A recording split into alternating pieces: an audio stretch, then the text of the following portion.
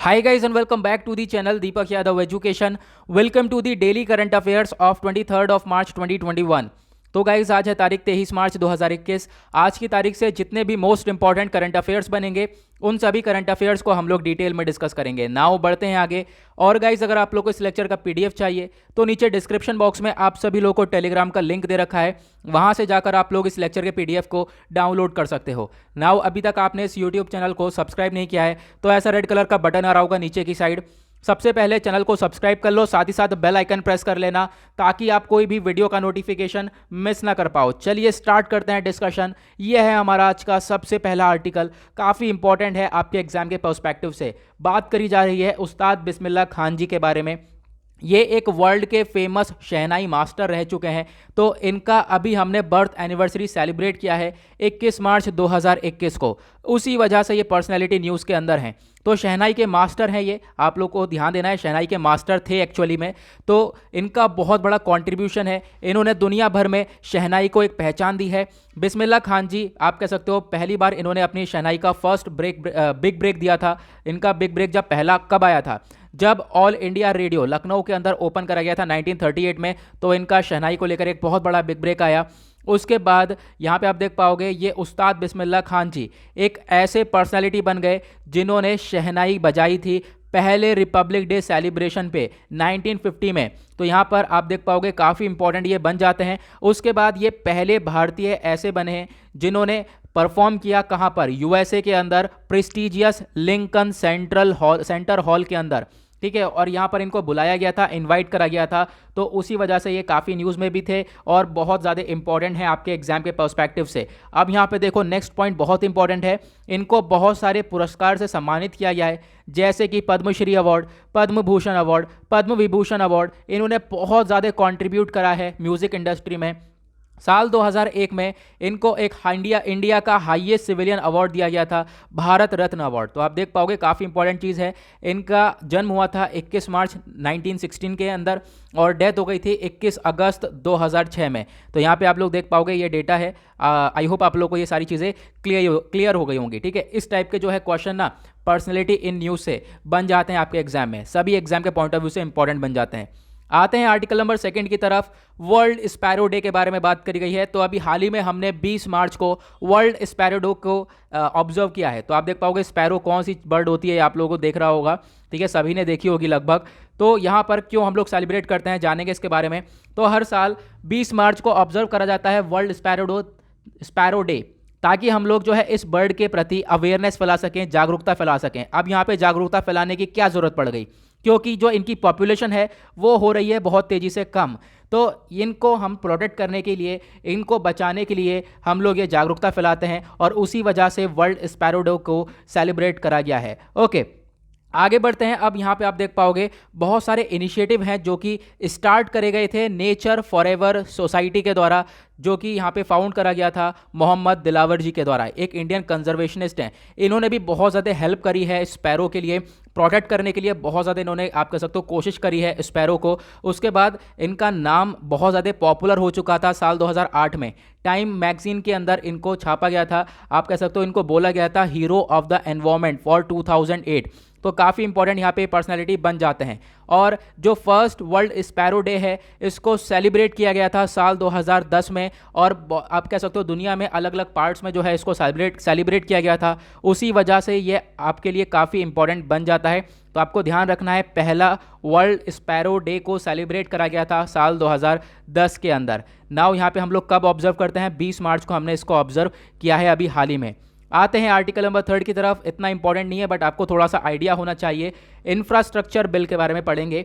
तो अभी क्या है, हमारी फाइनेंस मिनिस्टर कौन है, निर्मला सीतारमन, ये जल्दी ही इंट्रोड्यूस करने वाली हैं national bank for financing infrastructure and development bill.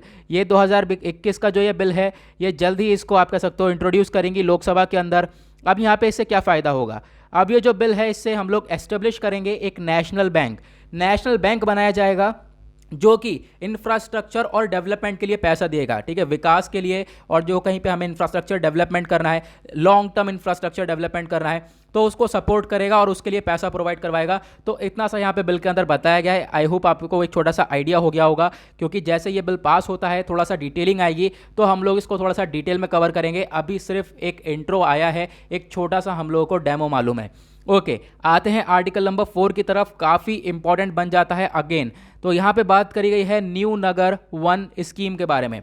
तो जो हमारे यूनियन एनवायरमेंट मिनिस्टर हैं, इन्होंने बोला न्यू नगर वन स्कीम जो है हेल्प करने वाला है अर्बन फॉरेस्ट को क्रिएट करने के लिए। यानी शहरों के अंदर हम लोग फॉरेस्ट, यानी कि ये जो फॉरेस्ट्री एरियाज़ हैं इनको बनाएंगे। हालांकि आप लोग देखते होंगे जो गांव वाले एरियाज़ हैं वहाँ पर तो काफ़ी फॉरेस्ट देखने को मिल जाएंगे, लेकिन अर्बन एरियाज़ में फॉरेस्ट नहीं देखने को मिलते। उसी की वजह से ये स्टेप उठाया गया है। तो ये पिक्चर काफ़ी शांति भरपूर लगी थी, इसी वजह से मैंने यहाँ पर ये पिक्चर लगा दिया ना। आगे बढ़ते हैं। अब यहाँ पे बात करेंगे जो ये स्कीम है ये लगभग गैप को भरेगी, ठीक है। कौन सा गैप है? यानी शहर और विलेज के बीच में एक बहुत बड़ा गैप है। गांव में जाकर देखोगे तो बहुत सारे आपको फॉरेस्ट्री एरियाज मिल जाएंगे, हरा भरा आपको एरिया काफ़ी कुछ मिल जाएगा, लेकिन शहर के अंदर मिल जाएगा ऐसा कुछ नहीं। तो यहाँ पे हम लोग क्या करने वाले हैं, अब शहर के अंदर लगभग हमने टारगेट किया है 200 शहरों में हम लोग अर्बन फॉरेस्ट को डेवलप करेंगे। इन फॉरेस्ट्री एरियाज़ को क्रिएट करने वाले हैं under the Nagar one scheme. तो इस स्कीम के अंडर में हम लोग शहर के अंदर फॉरेस्ट्री एरियाज़ को क्रिएट करेंगे। छोटा सा आइडिया एक और आप लोगों को याद रखना है। देखो, इस टाइप की स्कीम्स का ये डायरेक्टली पूछा जाता है, इसका मेन पर्पज़ क्या है। वन डे एग्जाम में ऑप्शंस आपको ढेर सारे मिल जाते हैं, डायरेक्टली यही पूछा जाता है। या फिर कोई डे आता है तो इस डे को कब ऑब्जर्व करा जाता है हर साल में, इस बार इस डे का क्या थीम है। तो ये सारी चीज़ें आपको कवर करके चलनी पड़ती है। यही सारे क्वेश्चंस ज़्यादातर जो है बन जाते हैं। नेक्स्ट आता है यहाँ पे आर्टिकल विट्सन रीफ के बारे में। अब ये क्या है? फिलीपींस की गवर्नमेंट ने क्लेम किया कि लगभग 220 कौन? चाइनीज़ की बोट, यानी चाइनीज़ की नाव है 220, जिसमें आप कह सकते हो स्पॉट करी गई हैं। वो कौन से एरिया में? विट्सन रीफ वाले एरिया में, जो कि फिलीपींस की साइड पर है, ठीक है। मतलब कि चाइना जो है आप कह सकते हो अपना इंकर्शन कर रहा है, ठीक है। कहाँ पर? इस वाले एरिया में, ठीक है। तो यहाँ पे क्या बेसिकली बोला गया, चलो मैं आप लोगों को दिखाता हूँ मैप में, मैप के थ्रू क्लियर होगा, ठीक है। यहाँ पे आप थोड़ा सा इधर जाओगे तो उधर आपको चाइना मिल जाएगा, लेकिन आप यहाँ पर देख पाओगे ये है विट्सन रीफ वाला एरिया और ये है फिलीपींस।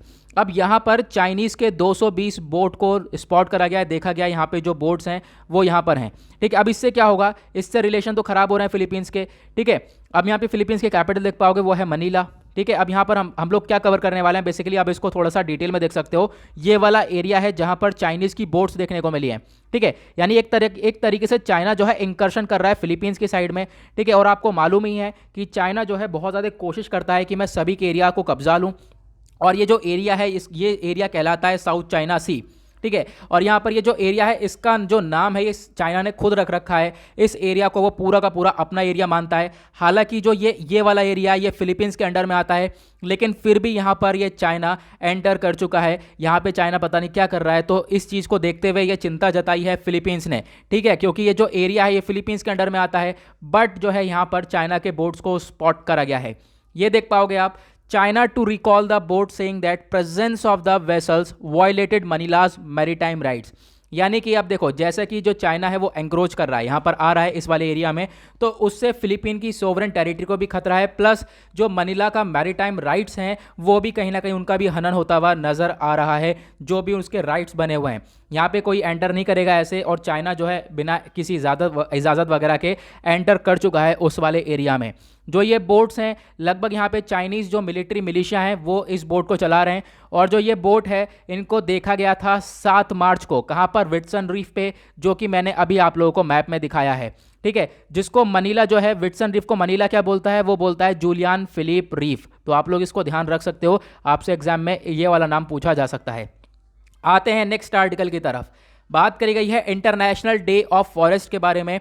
तो आज बहुत सारे डेज़ के बारे में कवर कर रहे हैं हम लोग। तो न्यूज़ के अंदर बहुत सारे डेज़ थे, हमने एक आध पीछे मिस भी कर रखे थे, तो हमने सारे इस वीडियो के अंदर कवर कर लिए हैं। तो जो इंटरनेशनल डे ऑफ फॉरेस्ट है, यूनाइटेड नेशन ने ऑब्जर्व किया है इस डे को। हर साल 21 मार्च को इसको ऑब्जर्व किया जाता है, हर साल 21 मार्च को सेलिब्रेट करा जाता है इंटरनेशनल डे ऑफ फॉरेस्ट। क्यों? ताकि हम लोग सपोर्ट कर सकें एक ग्रीनरी को, हरा भरा रहे हमारी पूरी दुनिया जो है वर्ल्ड में, ये फॉरेस्ट वगैरह ज़्यादा रहें, पेड़ पौधे ज़्यादा रहें, उससे ज़्यादा फायदा मिलेगा। तो इसकी इंपॉर्टेंस को हम बार बार बढ़ावा देते हैं इस डे को सेलिब्रेट करते हुए। नाउ यहाँ पे आप देख पाओगे जो इस बार का ये थीम है इंटरनेशनल डे ऑफ फॉरेस्ट साल 2021 का, ये थीम जो कि आपसे क्वेश्चन में पूछे जा सकते हैं और पूछे जाते भी हैं। तो ये इस बार का जो 2021 का थीम है वो है फॉरेस्ट रिस्टोरेशन, यानी एक ऐसा पाथ लेकर चलेंगे हम, जो भी फॉरेस्ट है हम उनको रिकवर करेंगे और अच्छी तरीके से फॉरेस्ट को मेंटेन करके चलने वाले हैं। तो ये जो यूनाइटेड नेशन जनरल असेंबली है, इन्होंने प्रोक्लेम किया कि जो 21 मार्च है उसको इंटरनेशनल डे ऑफ फॉरेस्ट के तौर पे मनाया जाएगा। साल 2012 से ही हम लोग इसको सेलिब्रेट कर रहे हैं। तो आपको ध्यान रखना है, साल 2012 में ही हमने शुरुआत कर दी थी इंटरनेशनल डे ऑफ फॉरेस्ट की। उसके बाद ये डे जो सेलिब्रेट करा जाता है वो है United Nation Forum on Forest and the Food Agriculture Organisation of the United Nation, FAO, और यहाँ पे United Nation Forum on Forest, इन लोगों के द्वारा मिलकर हम इसको डे को सेलिब्रेट करते हैं। आते हैं नेक्स्ट आर्टिकल की तरफ। अगेन एक और वर्ल्ड डे से रिलेटेड आ गया, वर्ल्ड वाटर डे। काफ़ी इंपॉर्टेंट आर्टिकल आपके लिए बन जाता है। यहाँ पे बात करी गई है जो वर्ल्ड वाटर डे है, वैल्यूइंग वाटर जो है इस बार का विषय रख रखा है हमने साल 2021 के वर्ल्ड वाटर डे का। तो आप लोगों को ध्यान रखना है 22 मार्च को ये वर्ल्ड वाटर डे सेलिब्रेट करा गया है और इसका विषय क्या था? वैल्यूइंग वाटर, वाटर को वैल्यू देने के यहाँ पर एक विषय रखा गया है जो कि आपसे एग्जाम में पूछा जा सकता है। वर्ल्ड वाटर डे एक एनुअल यूएन ऑब्जर्वेंस डे है। अगेन यूएन इसको ऑब्जर्व करता है। 22 मार्च को यहाँ पर इसको सेलिब्रेट किया जाता है। एक इंपॉर्टेंस दी जाती है फ्रेश वाटर को, ठीक है, फ्रेश वाटर ज़्यादा से ज़्यादा हो। और ये जो डे है ये सपोर्ट करता है कि हम लोग अच्छी तरीके से जो भी आज के टाइम पर फ्रेश वाटर रिसोर्सेज हैं उनको सस्टेनेबली मैनेज कर पाएँ, अच्छी तरीके से वाटर को प्रोटेक्ट करके चल पाएँ, बिना फालतू में पानी को वेस्ट ना करें, ठीक है। अच्छी तरीके से मैनेज करके चलेंगे तभी आने वाले टाइम पे हम लोग अच्छा पानी पी पाएंगे। नाउ ये जो विषय है ये आप देख पाओगे, the theme of each day focuses on topics. यहाँ पे जो भी हम लोग ये वर्ल्ड वाटर डे को सेलिब्रेट कर रहे हैं ये फोकस करता है हमारे किसको? वॉश को। वॉश की फुल फॉर्म है वाटर सैनिटेशन एंड हाइजीन, ठीक है, clean water sanitation and hygiene इसकी फुल फॉर्म है। अब यहाँ पे जो वॉश है ये हमारा सस्टेनेबल डेवलपमेंट गोल, ये छठा गोल है। आपको ध्यान रखना है हमारे सस्टेनेबल डेवलपमेंट गोल्स हैं, हमने कुछ गोल सेट कर रखे हैं कि हम लोग साल 2030 तक ये कुछ 17 गोल्स सेट करे गए थे कि हम उन गोल्स को अचीव कर पाएंगे। ये हैं हमारे सस्टेनेबल डेवलपमेंट गोल्स। आप देख पाओगे टोटल 17 गोल हैं। यहाँ पे कोशिश कर रहेंगे सारी कंट्रीज़ की 2030 तक ये सारे गोल्स को अचीव कर पाएँ। इसमें से जो छठा गोल है वो है क्लीन वाटर एंड सैनिटेशन। तो ये हमारा एक बहुत बड़ा गोल भी है और इसको हम तभी अचीव कर सकते हैं जब हम अपने फ्रेश वाटर को अच्छी तरीके से मैनेज कर पाएंगे। एक बार हम लोग थोड़ा सा ओवरव्यू ले लेते हैं इस डेवलपमेंट गोल्स को लेकर। तो आप देख पाओगे पॉवर्टी ना हो किसी कंट्री के अंदर, भुखमरी ना हो, हंगर ना हो, ठीक है, हेल्थ काफ़ी अच्छी हो, लोगों की क्वालिटी एजुकेशन मिले, जेंडर इक्वालिटी रहे, ठीक है। तो ये सारे स्टेप्स जो है हम लोग उठाने वाले हैं और पूरी तरह से ये सब अचीव करेंगे। सारे गोल हैं हमारे जो हमें साल 2030 तक इसको अचीव करना है। अगेन आते हैं हम लोग यहाँ पर। अब देखो ये एक इंपॉर्टेंट चीज़ है, वर्ल्ड वाटर डेवलपमेंट रिपोर्ट आती है। अब ये इस रिपोर्ट को हर साल जो है रिलीज़ करता है, वर्ल्ड वाटर डे के आसपास ही जो इसको रिलीज़ करवाया जाता है। और कौन रिलीज़ करता है? UN world water day development report, ठीक है। ये रिलीज़ करी जाती है हर साल ये वर्ल्ड वाटर डे के आसपास, ठीक है, आपको ध्यान रखना है। तो इस ये जो वाटर डे है ये काफ़ी इंपॉर्टेंट आपके लिए बन गया है। नाउ ये देखो ये काफ़ी इंपॉर्टेंट एस्पेक्ट बन जाता है। क्या है यहाँ पर? ये जो आइडिया लाया गया था कि हम लोग वर्ल्ड वाटर डे को सेलिब्रेट करें, ये आइडिया लाया गया था साल 1992 के अंदर। 1992 में हमने ये आइडिया लाया कि हम लोग वर्ल्ड वाटर डे मनाना चाहिए ताकि हम वाटर को एक तरीके से प्रोटेक्ट कर सकें, उसको मैनेज कर सकें। और कहाँ पर ये करा गया था? ये आप कह सकते हो यूनाइटेड नेशन कॉन्फ्रेंस हुआ था एनवायरनमेंट एंड डेवलपमेंट का। कहाँ पर? रियो डी जेनेरियो में। अब ये बताना है रियो डी जेनेरियो कौन सी कंट्री के अंदर है, ठीक है, आप लोगों को ये बताना है नीचे कॉमेंट सेक्शन में। आते हैं आज के आखिरी आर्टिकल की तरफ, ये भी काफ़ी इंपॉर्टेंट है। बात करी गई है जल शक्ति अभियान कैच द रेन के बारे में। तो ये क्या है? बेसिकली जो हमारे प्राइम मिनिस्टर हैं नरेंद्र मोदी जी, ये जल्दी ही लॉन्च करने वाले हैं इस जल शक्ति अभियान को। कब? 22 मार्च को। और आप कह सकते हो 22 मार्च निकल गई, कल के दिन थी 22 मार्च, तो ये कल लॉन्च कर दिया गया है। नाउ यहाँ पे हम बात करेंगे जो कैंपेन है ये लगभग पूरे कंट्री के अंदर ये कैंपेन चलाया जाएगा। चाहे वो गांव वाले एरियाज़ हो, चाहे वो जो है शहर वाले एरियाज़ हो, रूरल अर्बन एरियाज़, सभी जगह पर इस कैंपेन को चलाया जाएगा। इसका थीम यह है, विषय क्या है, catch the rain where it falls when it falls, यानी बारिश को आपको इकट्ठी कर, बारिश का जो पानी है उसे इकट्ठा करके रखना है, स्टोर करके रखना है। जहां भी बारिश बरसेगी या कभी भी बारिश बरसेगी तो उस बारिश के पानी को आपको स्टोर करके रखना है ताकि आप उसका रीयूज़ कर सको काफ़ी बेहतर तरीके से। अब यहाँ पे इसको इंप्लीमेंट करा जाएगा 22 मार्च 2021 से लगभग 30 नवंबर 2021 तक हम इसको जो है पूरी तरह से इंप्लीमेंट करेंगे, बारिश का पानी इकट्ठा करेंगे ताकि हम लोग आगे और अच्छी तरीके से इन चीज़ों का यूज़ कर पाएँ। अब यहाँ पे आप देख पाओगे इसमें जो स्टेक होल्डर्स हैं उनको क्या करना है, रेन वाटर हार्वेस्टिंग स्ट्रक्चर्स बनाने हैं, यानी कि जिसमें हम लोग पानी को स्टोर करके रख सकें उस तरीके के स्ट्रक्चर्स क्रिएट करे जाएंगे और वहाँ पे proper storage of rain water करा जाएगा। अच्छी तरीके से हम लोग पानी के जो बारिश का पानी है, पानी के बारिश कहने जा रहा था, जो बारिश का पानी है उसको हम लोग बहुत बढ़िया तरीके से स्टोर करेंगे और उसका भी हम लोग इस्तेमाल करेंगे काफ़ी अच्छी तरीके से। तो बेसिकली ये गोल है इस कैंपेन का। अब यहाँ पे आपको ध्यान रखना है, इस इवेंट के बाद जो ग्राम सभा है वो यहाँ पे कंडक्ट करवाई जाएंगी। कहाँ पर, ग्राम पंचायत, हर जो ईच डिस्ट्रिक्ट है वहाँ पे ग्राम पंचायत होती है, तो ये सभाज होंगी। इसके अंदर डिस्कस करा जाएगा कि किस तरीके से हम लोग वाटर को लेकर चल सकते हैं, वाटर को मैनेज करके चल सकते हैं, ठीक है। लेकिन अभी जिस राज्यों के अंदर इलेक्शन है वहाँ पर ये नहीं होगी ग्राम सभा, जहाँ जहाँ पर इलेक्शन नहीं है वहाँ पर ये ग्राम सभा करवाई जाएगी और वहाँ पर कोशिश ये करी जाएगी कि हम लोग एक स्टेप उठा सकें वाटर को मैनेज करने के लिए। तो आई होप आप लोगों को ये सारी चीज़ें क्लियर हो गई होंगी। नाउ इसी के साथ करते हैं हम लोग अपने डेली करंट अफेयर के वीडियो का एनालिसिस समाप्त, और आशा करता हूँ आप लोगों को मज़ा भी आया होगा और वीडियो पसंद आई हो तो लाइक ज़रूर करना और नीचे कमेंट सेक्शन में जो सवाल मैंने आपसे पूछा है उसका जवाब भी ज़रूर देना। तो मिलते हैं आप लोगों से नेक्स्ट वीडियो में। आज के लिए bye bye, have a nice day.